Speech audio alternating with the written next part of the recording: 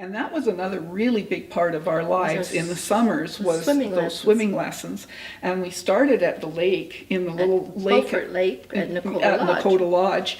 Where the leeches were. You came out covered in leeches. Which was the worst when you were one of the little kids, because the older kids were at least swimming and keeping their feet up out of the mud most of the time. But when you were just beginning, you didn't stand still for very long. No.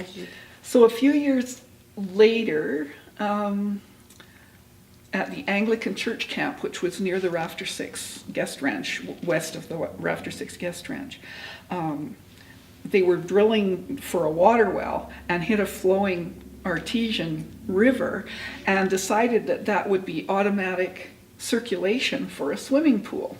So we actually in CB helped them fundraise to build that pool. But the first year, or first couple of years, we didn't have enough money to put heat in.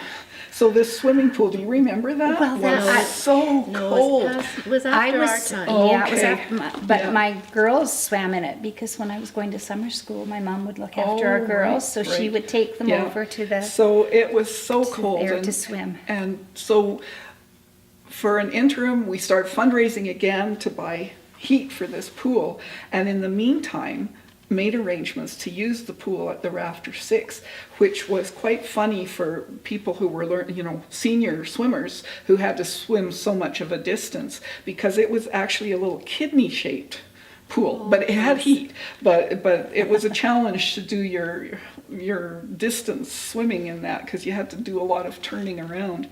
So we spent a couple of years there at the Rafter 6 in their pool, and then eventually got heat into the pool at the Anglican Church Camp. And so for me as a child, that was where we had our swim lessons the rest of the time. And the swim lessons were only during the summer because it was outdoor pools. Yes. So it was one of the things we did when we weren't in school.